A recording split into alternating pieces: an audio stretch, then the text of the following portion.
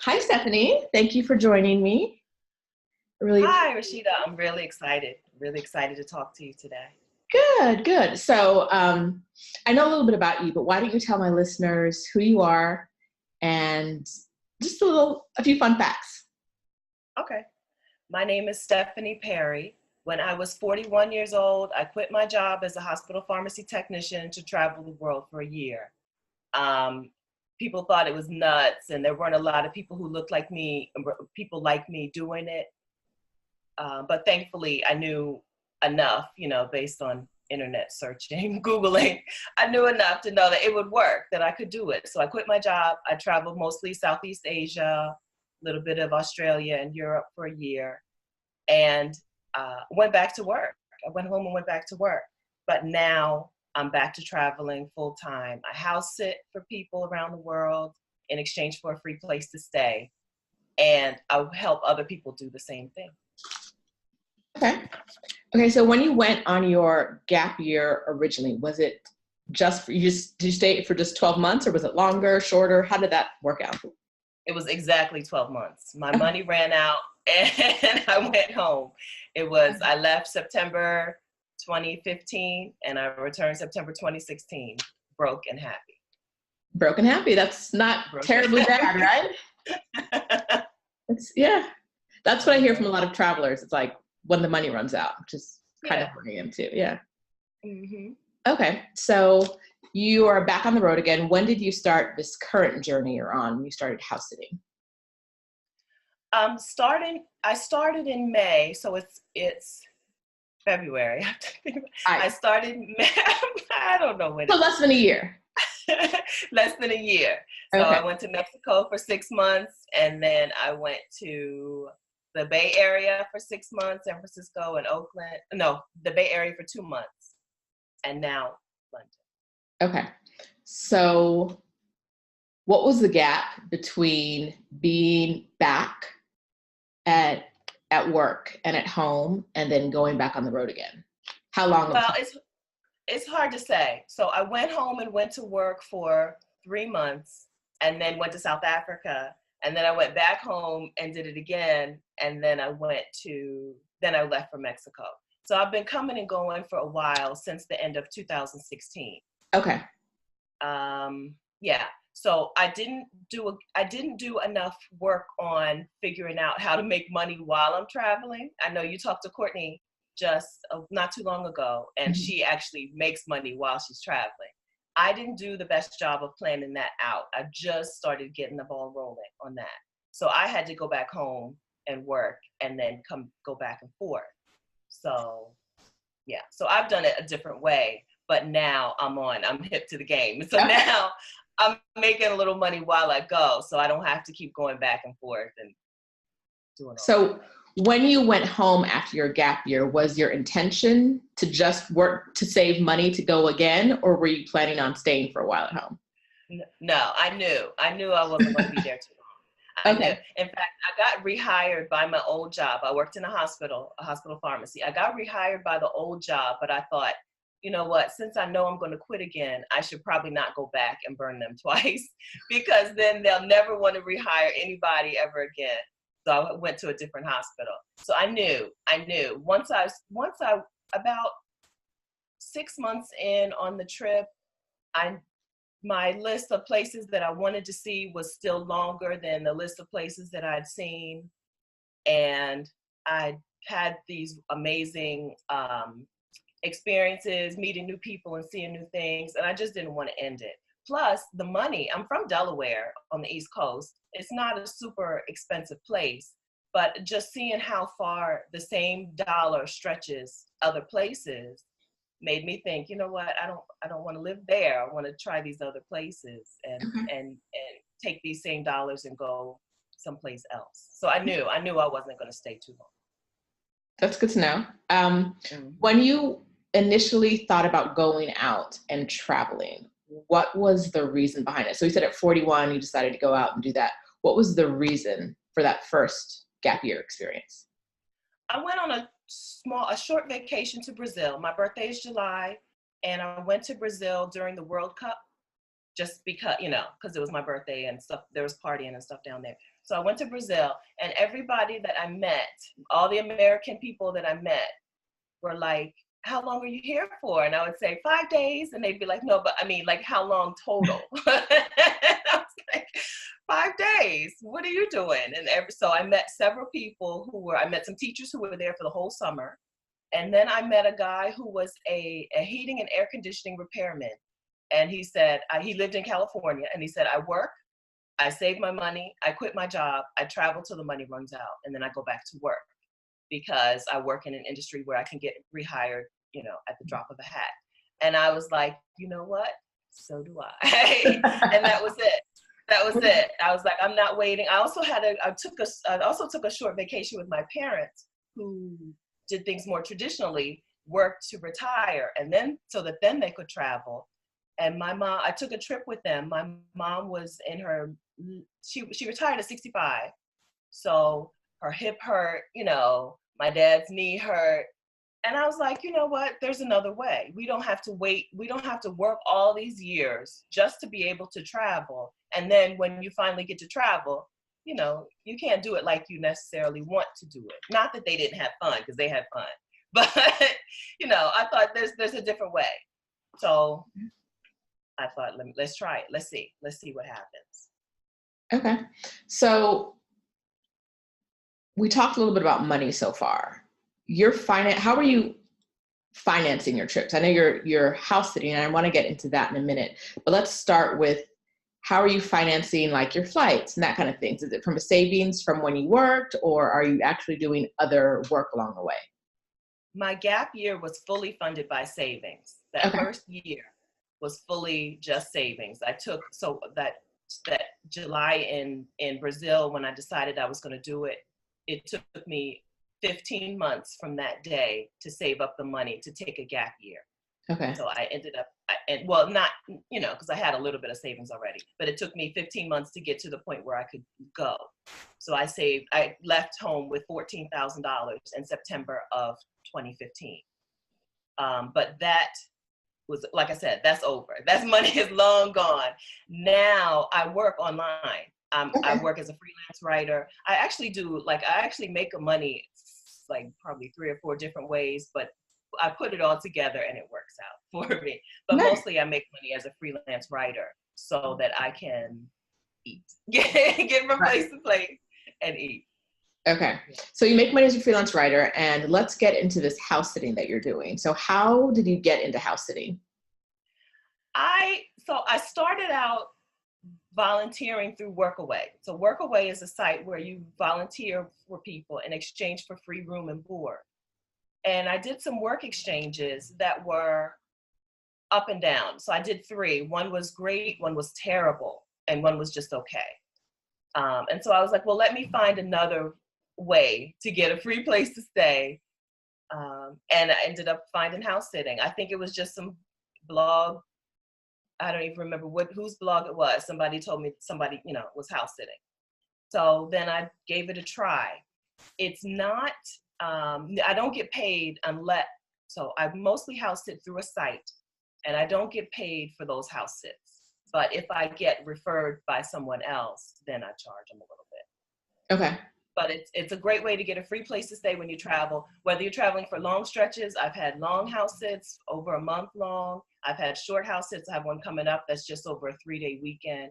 So even if I still lived in the US and I just wanted to come to London for 4 or 5 days, I could still house sit and get, the free accommodation. So it's a good way to get around, to see the world. Now, how many places have you sat so far? Do you remember?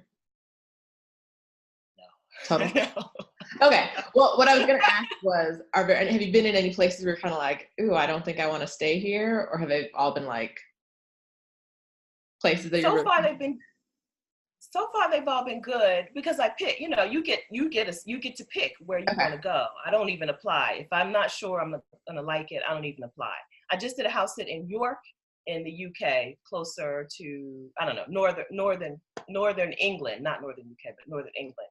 And it's a quieter town, and they live in a little village outside, and it wasn't very exciting, but it was a nice place to stroll around for a few days. And get some work done and stuff. So I'm not going someplace where I don't think I'm gonna like it. You know, I just pick good places. I've been to a couple of different parts of Mexico. Like I said, I've done the Bay Area here. I did a house sit in South Africa. So I just pick a place that I know I'm gonna like.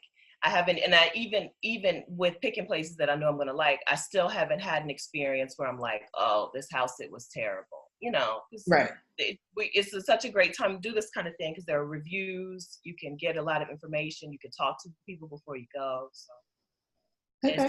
it's been a good experience. So it's something you would recommend for people who are trying to travel long term? Absolutely, absolutely, do it. Do it. It depends. You're in Thailand now. Yes. There are places where maybe you don't want to be. There are places maybe you don't want to be tied down to a schedule. So I'm here. I'm taking care of someone's cat. They're gone, and so I can't go anywhere.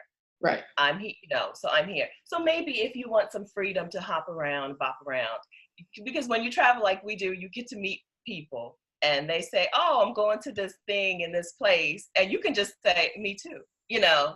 So maybe if you want to be a little freer, don't book yourself up, maybe house sit from time to time, but give yourself a lot of free space too. So are you typically pet sitting when in a house sit? Yes. Okay. Yes. I think I've only had one house sit that was not a pet sit. Yes, but you don't have to. So there are a lot of longer term house sits are people who just want someone in the house to make sure it doesn't look abandoned while they're gone. Okay. There are people who travel for months and months at a time, like, like us. Right. So in Mexico, I went to a part of Mexico that had a lot of retirees from the US and Canada. It's called Ajijic.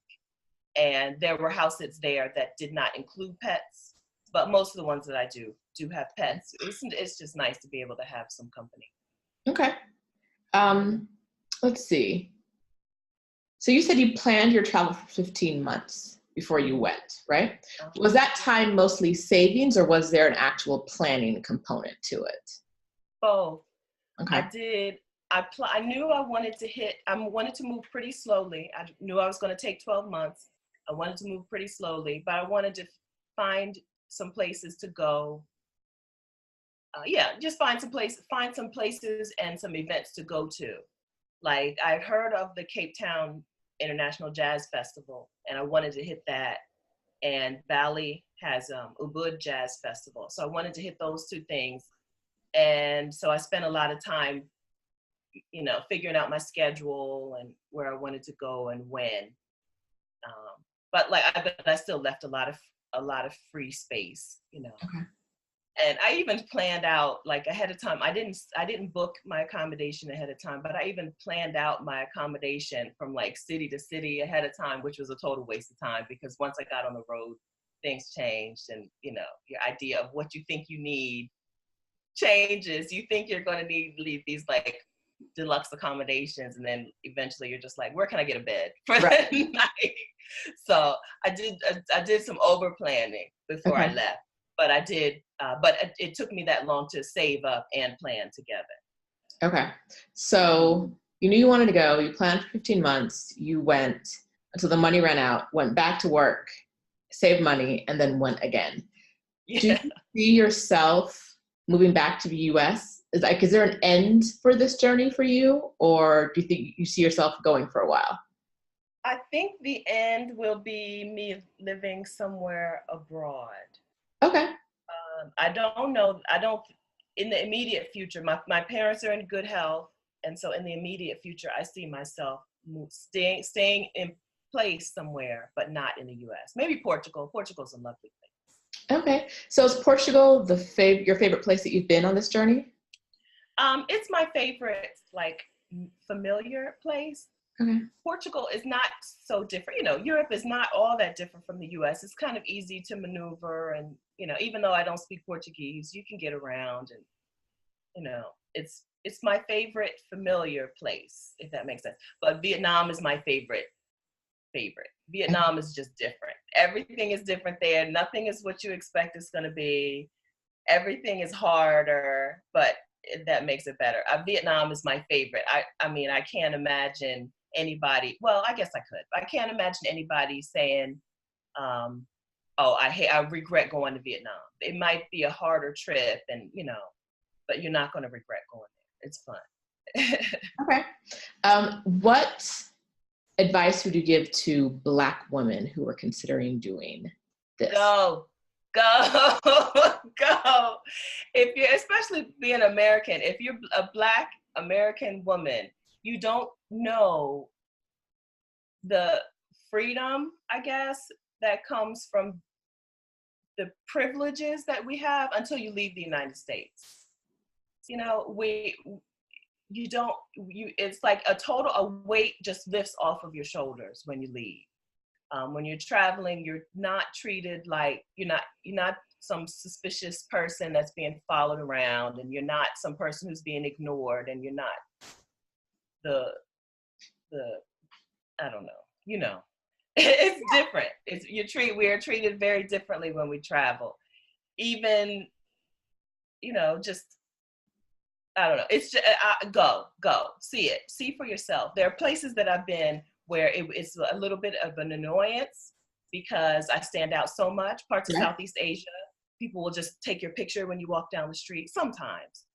But then there are other places where it's just like, oh, I just get to be a privileged American. I get to experience this privilege that at home I don't have. It's a totally different experience. I talked to a guy in Chiang Mai. He was Black from Chicago. And he was like, I am so free here. I feel so free. And it's true. It's just, the whole weight is lifted off your shoulders as soon as you step out of those, across the border. Okay. So experience that for yourself, even if you don't want to stay away from the US. I believe fight or flight. It doesn't have to be fight or flight. You can do fight and flight. Go, fly away somewhere. Give yourself some time to take care of yourself, to enjoy yourself, to have fun and be free. And then maybe you can go back home and join the fight later. Okay. All right. So before you went out, back first part of your journey, did you have any fears about doing this, about doing the gap year? Yeah, definitely. I didn't know would I even like it. I planned for 15 months to take this trip, and then what if I left and then hated it and then came back home, or would I make any friends? Would I be lonely? Did I figure the money out right? There's a lot of fears. You don't have to, I didn't feel like the fear meant don't do it. The fear just meant, this is important. This is an important thing. It's a big deal. And so I felt that fear, but I still did it. Okay. A lot of people that I talked to, not a lot of, some of the people that I talked to and, was telling them, this is what I'm doing, were like, oh my gosh, don't. It's so scary. It's so unsafe. It's so, but that's not the fear that I felt. Mine was just like, am I doing it the right way? Okay. And when you went out on the road, when you finally started your journey, how did you feel about those fears? They were gone. They were gone. The fear of, what if I don't like it? I mean, it's like anything else. There were days when I didn't like it, but so it's still better than being at my job. So, Yeah.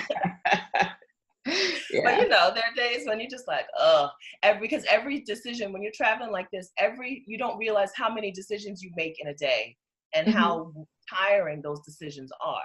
At home, I know where the grocery store is. I know what brand of coffee creamer I like. I know, but when you're traveling to a foreign place, everything is a decision. Everything takes brain power. Everything takes more time than you expect. And so there are days when you're just like, not today. I don't feel like this today. And then there are days when you're like, this is amazing. I am killing it. I wish the whole world could see me now, So it's just, it is an up and down experience. And so it's okay. My fear that I would hate it is okay because I underestimated how much I would love it. I underestimated the good times. I overestimated what the bad would feel like, but I totally underestimated what the good would feel like. And then the money thing I was afraid that I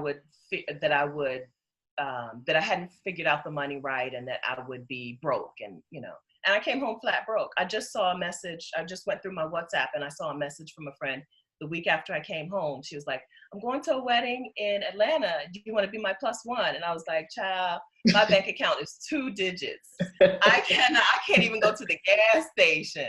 The answer is no. Okay. So it's okay that I came home flat broke. I came home broke and with no job. I didn't even bother to reapply until after I got home. But, you know, so those fears basically did come true, and it was still the best decision I've made. Okay. And you chose to go back out again. That's really telling. So I know that you're a big advocate for gap years and for other people taking them, and adults taking them, not just people after high school or college. So we're definitely on the same page on that one. I think everyone should be able to experience this once in their life. What advice would you have for someone who's planning their gap year, or who's trying to figure out how to maneuver from their current situation? I know this can be very specific, but if you have any general advice, what would you say? Get creative. There are different ways to do it. So some people travel through like an organization. Some people do tours. There are places where someone will set up all of your accommodation for you. You just pay them a monthly fee. So get creative. Look, there's a lot of information out there. So look it up. Find a way to make it work for you. Like I said, I did it first on savings, but now I'm making money as I go. So get creative. You don't have to have a stockpile of cash to get out on the road.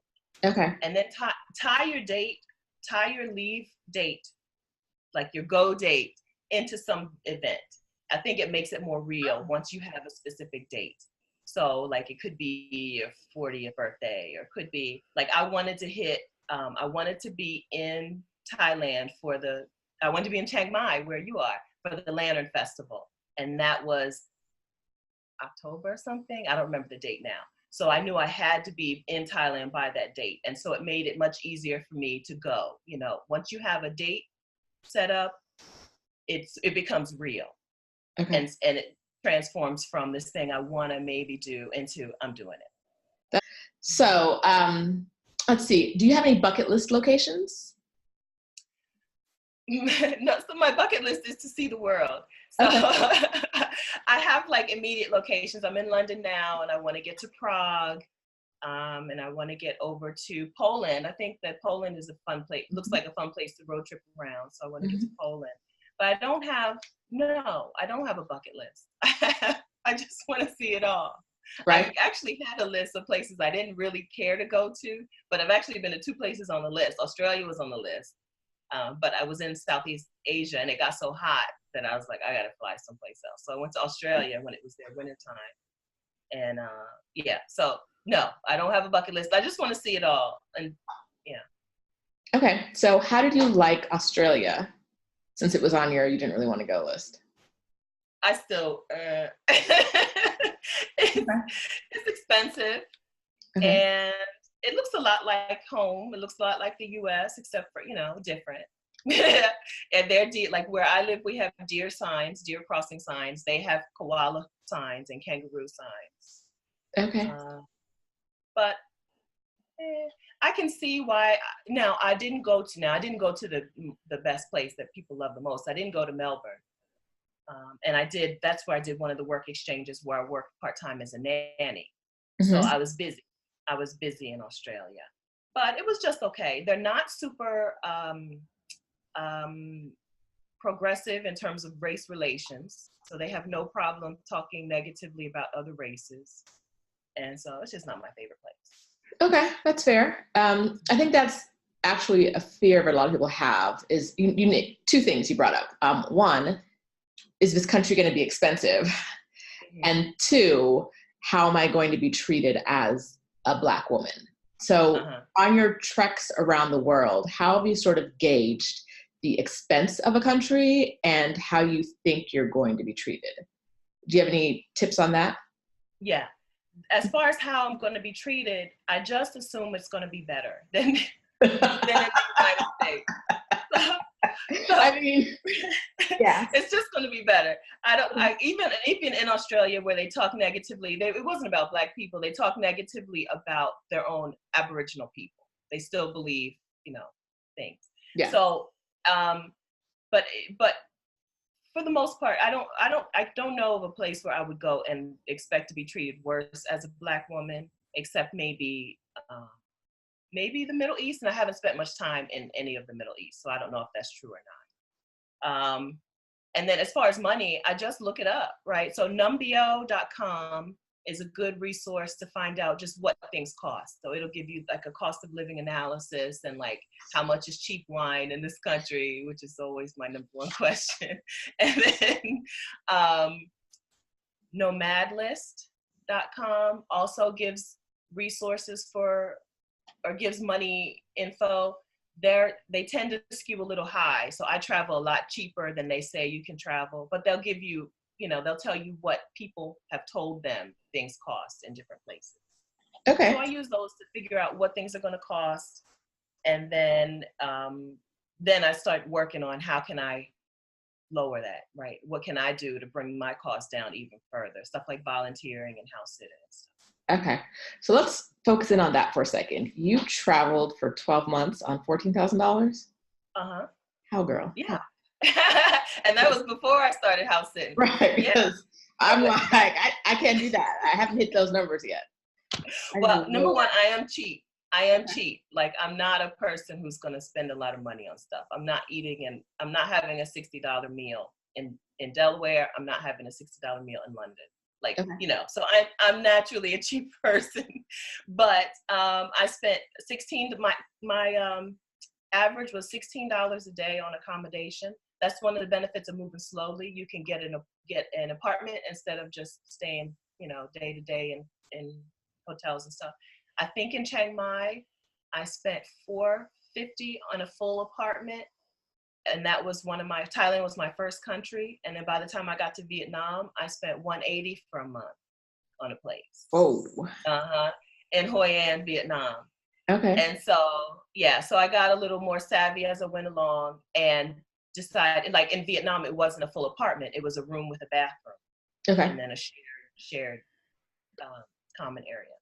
So my accommodation was $16 a day, and then food, in Southeast Asia, $10 a day will take you far. There are plenty of days in there, and in Mexico, plenty of days where I didn't even eat $10 worth of food without even trying to budget, So, and then I didn't move from place to place very often. I moved pretty slowly, and I never went back and forth. I just take the bus to the next town, or take the train to the next town, or take a cheap flight to the next city.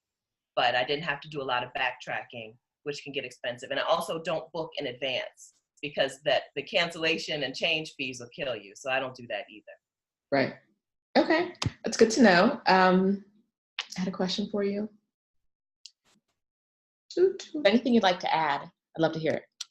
Yeah, if you feel like this is something that you want to do, if you want to take a gap year, see the world, don't let other people convince you that it's not something that you want to do, or it's not important, or it's okay to just put it off and do it another time. You have to live your life. You don't know what the future is going to bring, and you don't want to keep this as a regret. Some people take a gap year to travel. Some people do it to stay home and work on a specific skill, or go someplace and learn a language, or write a book, or whatever it is. We're trained to work until we can't work anymore.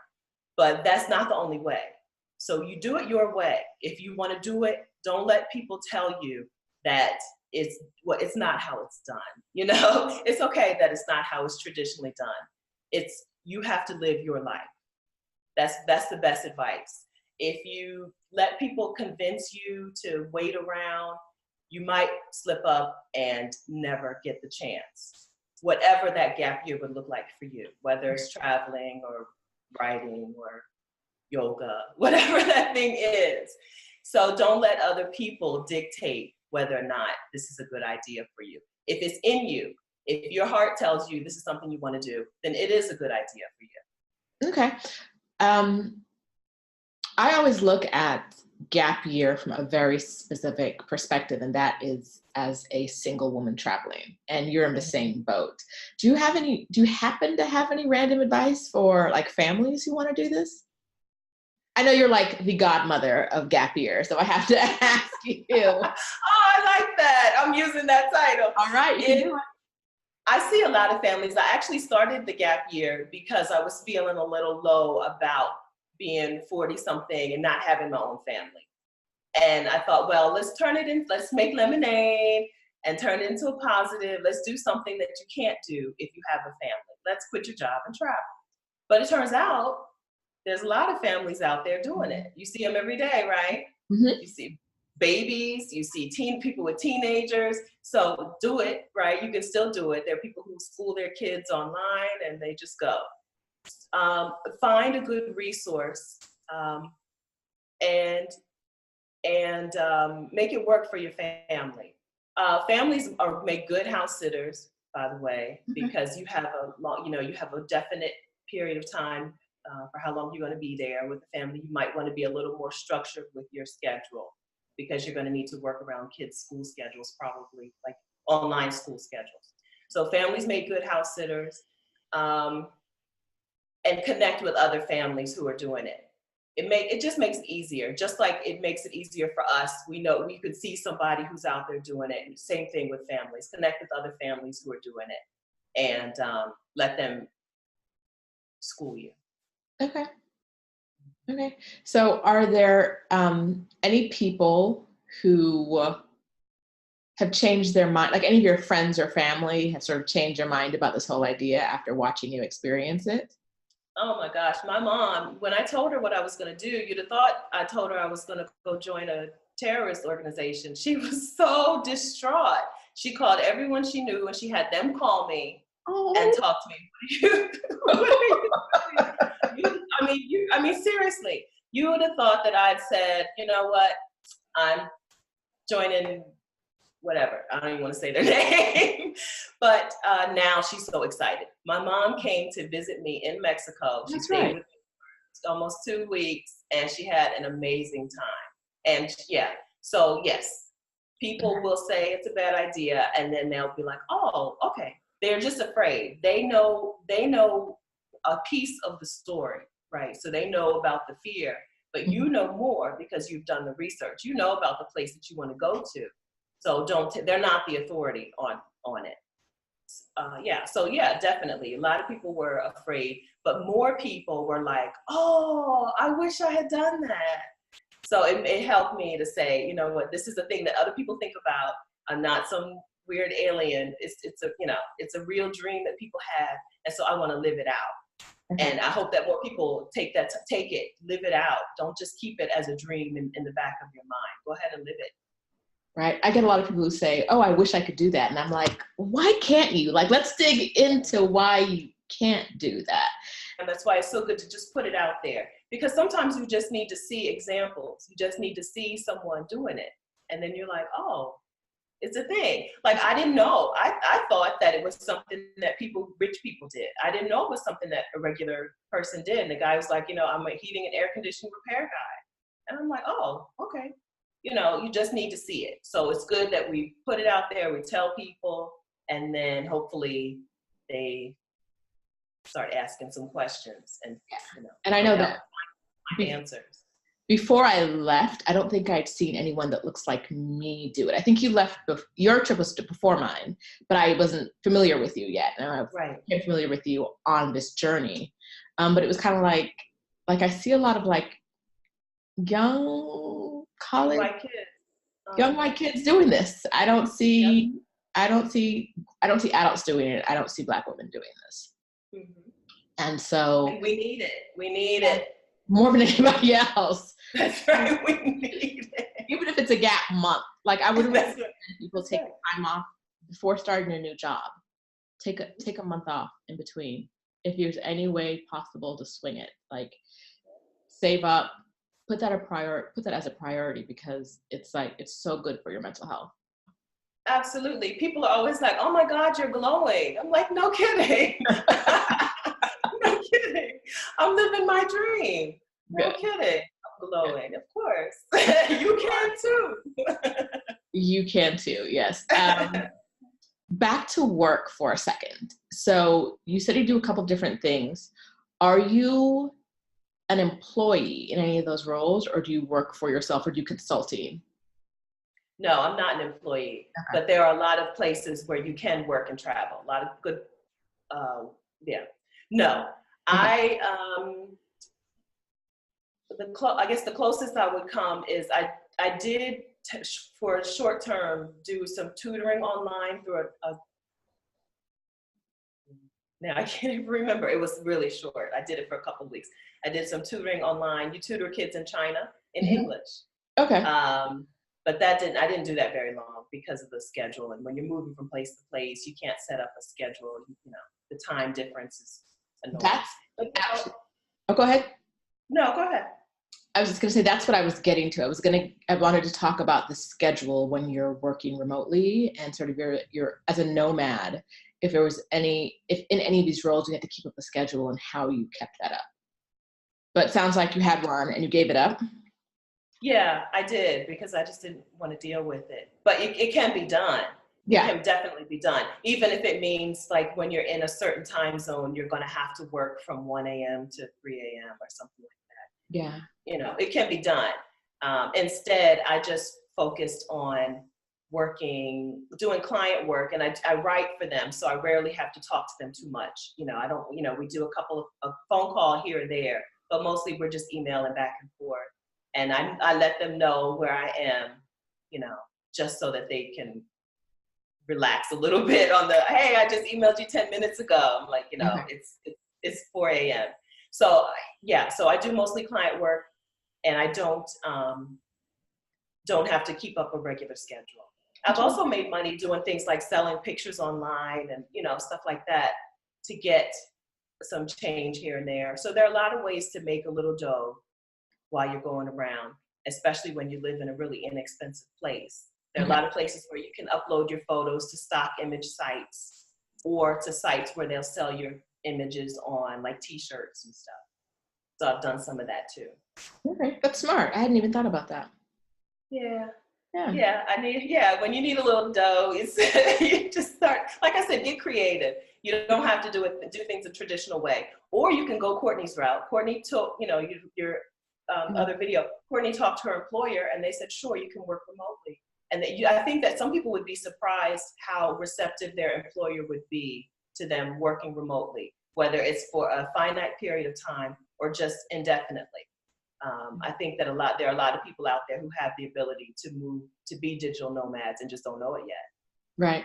I've actually met two people out here in Chiang Mai who are working remotely, one for a company on the West Coast, one for a company on the East Coast. And Thailand is exactly 12 hours away from the East Coast. So it is the complete opposite schedule. So one of the women I spoke to earlier this week works from 9 p.m. to 6 a.m. because she worked from 9 a.m. to 6 p.m. when she was in New York. And I thought about how challenging that must be to work through the night every night, because I'm a day worker. So I know people who do that, like some jobs, this is a regular thing. You work through the night, you work the night shift. I'm just not used to that. But she's making New York money and living in Thailand. That's right. It's got to be like 1/4 to 1/5 of the cost of living. Like, totally worth it. Yeah, that might actually be worth it. That's the other thing people, I think, when they think about a gap year or some sort of change, you can think about maybe just working remotely, like you said. I'm thinking about where you can, if you're going to do that, if you're going to leave your family behind, there are some certain sacrifices you make. Yeah. Make sure it makes sense. And Thailand's a pretty cheap place to live. Yep. Especially when you're making the same money you were making in New York City. Like that's a pretty good deal. So you could ball out. You could live like royalty. Or you could save and travel for the next probably 3 or 4 years without working. Right. So there are a lot of different ways, like you said before, to to fund this, to think about funding it, to start it without necessarily quitting your job. So yeah, I'm hoping we get to see more people out here doing it. So if people want to contact you, what are the places they should go? My blog is vacarious.com, and I'm on Instagram and Facebook and Twitter, all at Vacarious. All right. Seriously, email me. If you get on my blog, hit the little contact form, I'll reply to you. We can talk about it. If anybody wants to talk about the gap year, it's what I talk about all the time. So if you have questions, you want to chat about it, do it. Call me, contact me. Okay, perfect. I'll add all of that into the notes of this video. Stephanie, thank you so much for talking with me today. Anything else to add before we go? Thank you for bearing with me. I'm so sorry about my situation, but when you're a house sitter, you don't know where things are, so I didn't know where the outlet was. But thank you for bearing with me. I apologize for the lighting and the sound and all that, but it was my pleasure to talk to you, and I'll get to talk with you again, and I hope we get to meet. I really hope we do. So sometime in the future, we'll sync up our plans. Yes. All right. Thank you. Thank you. Bye.